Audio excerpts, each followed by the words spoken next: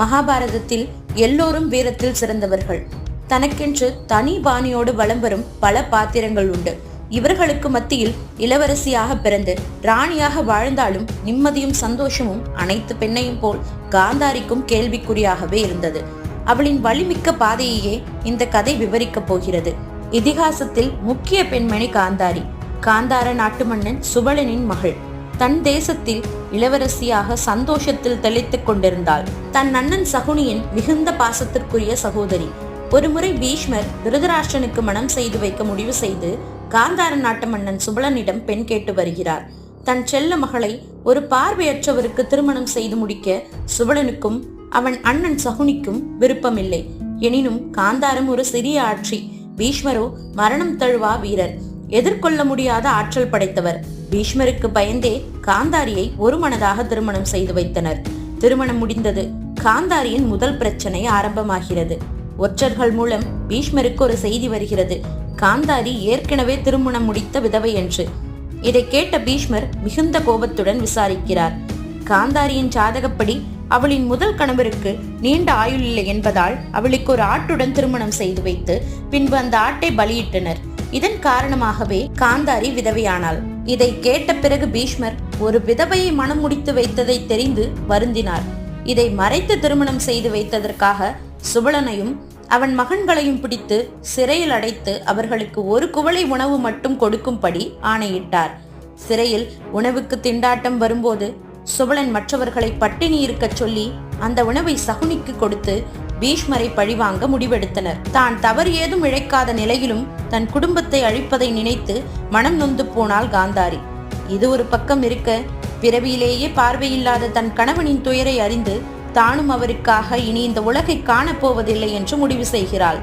ஒரு மனிதன் பிறவியிலேயே பார்வையில்லாமல் இருப்பது கொடியதென்றால் அதைவிட கொடுமையானது பார்த்து ரசித்த கண்கள் மூடப்படுவது. காந்தாரி ஒரு கருப்பு துணியினால் தன் கண்களை மூடிக்கொண்டாள். எவ்வளவு கஷ்டம்! தன் கணவன் பிறப்பிலிருந்து அனுபவித்த கஷ்டத்தை தானாகவே தேடிக்கொண்டாள். இதை அறிந்த குருவம்சத்தின் பெரியவர்கள் யாருமே காந்தாரியை தடுக்கவில்லை. கண்களை மூடினாள் காந்தாரி. உலகை மனதால் காண ஆயத்தமாகிவிட்டாள். சிறிது நாட்கள் கழிந்தன. காந்தாரி மற்றும் குந்தி தேவி இருவருமே கருவுற்றிருந்தனர். ஆனால் குந்தி பாண்டவர்களின் மூத்தவனான தர்மனை பெற்றெடுத்தாள். செய்தி கேட்டு சிறிது பொறாமை கொண்டாள் காந்தாரி. நானும் கருவுற்றேன், ஆனால் இன்னும் குழந்தை பிறக்கவில்லை என்று கதறியபடியே ஒரு தடியினால் தன் கர்ப்பப்பையை அடித்தாள். பின்பு அவள் வயிற்றில் இருந்து ஒரு பெரிய உருண்டையான சதை துண்டு பிரிந்து வெளியே விழுந்தது. வியாசரின் அறிவுரைப்படி அந்த சதையை 100ஆக பிரிக்க முடிவு செய்தனர். ஆனால் காந்தாரி தனக்கு ஒரு பெண் குழந்தை வேண்டும் என்று கேட்க 101 பங்காக பிரித்தனர். அதனை பசுனை நிறைந்த பானைகளில் வைத்து பாதுகாத்தனர். இதன் விளைவாக அவளுக்கு முதலில் துரியோதனன் என்ற ஆண் குழந்தை பிறந்தது. பிறந்த நேரமே அனைத்தும் தீய சகுனங்கள். தீ பற்றியது. வானில் மிகப்பெரிய சத்தம். இருள் சூழ்ந்தது. குழந்தையும் கழுதையின் குரலில் கதறி அழுதது. அங்கிருந்த பீஷ்மர் மற்றும் விதுரர் இவன் இருந்தால் குரு வம்சத்திற்கு ஆபத்து என அறிந்து அந்த குழந்தையை கொல்லச் சொல்கின்றனர். தன் குழந்தையை கையில் ஏந்திய திருதராஷ்டிரனின் மனம் மாறியது. அதை ஒப்புக்கொள்ள மறுத்தான். தன் 100 மகன்களையும் அவளது ஆசைக்கேற்ப பிறந்த ஒரு மகள் துட்சலாவையும் மிகுந்த அன்பாக வளர்த்தனர். துரியோதனன் தன் தாய் மாமன் சகுனியின் சொல்படி வளர ஆரம்பித்தான். பாண்டவர்களுக்கும் கௌரவர்களுக்கும் வம்ச போராட்டம் ஆரம்பமாகிறது. காந்தாரி இருவருக்கும் சமபங்காக ராஜ்யத்தை கொடுப்பதற்கே விரும்பினாள். ஆனால் அவள் எண்ணம் நிறைவேறவில்லை. குருட்சேத்திர போரின் போது துரியோதனன் வெற்றி பெற வாழ்த்து கேட்கிறான் காந்தாரியிடம். ஆனால் காந்தாரியோ நீதியே வெல்லும் என்று கூறுகிறாள். காந்தாரி தன் மூத்த மகனை காக்க அவனை தன் உடம்பில் ஒற்றை ஆடை கூட அணியாமல் தன் முன் வந்து நிற்குமாறு உரைத்தாள்.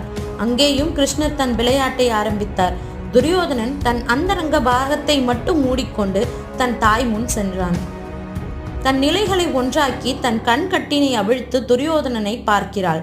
தன் பார்வை அவன் உடல் முழுவதையும் ஒரு இடி போல வலிமையாக்கியது. ஆனாலும் துரியோதனனை பார்த்த காந்தாரி பதறிப்போனாள். தவறு செய்து விட்டாயே துரியோதனா, நான் உன்னிடம் ஒற்றை நூல் கூட உடுத்தாமல் தானே வரும்படி கூறினேன் என்று குரலிட்டாள். காந்தாரி வியாசரின் மிக தீவிர பக்தை. அதனாலேயே கண்மூடி இருந்தாலும் போர் முழுவதையும் பார்க்கும் திறம் பெற்றாள். போரும் தொடங்கியது. தன் புத்திரர்கள் ஒவ்வொருவராக பாண்டவர்கள் கையால் மடிவதை நினைத்து மனம் நொந்து போனாள். போரின் 18வது நாள் பீமன் துரியோதனனை கிருஷ்ணனின் ஆணைப்படி தொடையில் அடித்து வீழ்த்தினான். தன் அந்தரங்க பாகத்தை மறைத்து காந்தாரி முன் தோன்றியதால் அந்த இடம் மட்டும் பலவீனமாகவே இருந்தது. இதை நன்கு அறிந்தவர் கிருஷ்ணரே. முடிந்தது போர். போர்க்களமே அழுகுரலுக்கு சொந்தமாகியிருந்தது. கோர சம்பவம். பார்க்கும் இடமெல்லாம் வீரர்களின் உயிர். தன் 100 பிள்ளைகள், தன் மருமகன் என அனைவரையும் இழந்து ஒரு பேதையாய் நிலைத்தடுமாறி அழுது கொண்டிருந்தாள். இந்த உலகிலேயே புத்திர சோகம்தான் மிகவும் கொடுமையானது. 100 புத்திரர்கள் இறந்து போன நிலையில் அழுவதற்கும் சக்தி இல்லாமல் துவண்டு போனாள். அவளது கோபம், இயலாமை, வெறி, 100 பிள்ளைகளை இழந்த சோகம், அவள் பட்ட துயரம் அனைத்தும் ஒன்று சேர்ந்து கிருஷ்ணர் பக்கம் திரும்பியது. அவள் கிருஷ்ணரை நோக்கி, நீ நினைத்திருந்தால் இந்த பேரழிவை தடுத்திருக்கலாம். ஆனால் நீ அதை செய்யவில்லை. ஆம், நீ எப்படி செய்வாய்? 6 பிஞ்சுகளை பிறப்புக்கு முன்னரே விழுங்கி பிறந்தவன் தானே நீ என்று வார்த்தைகளை எய்யத் தொடங்கினாள். நான் என் 100 பிள்ளைகளை பிரிந்து தவிப்பதைப் போல் நீயும் உன் மக்களும் அழிவீர்கள்.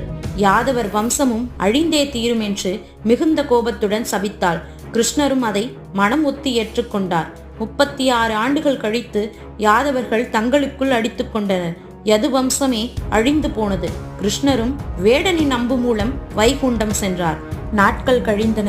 குந்தியுடன் திருதராஷ்டிரனும் காந்தாரியும் வனவாசம் சென்றனர். காட்டுத்தீயில் கருகி சொர்க்கலோகம் செல்கிறாள் காந்தாரி. தன் வாழ்நாள் முழுவதும் துயரத்தையும் கஷ்டத்தையுமே பெற்று பக்குவப்பட்டவள்.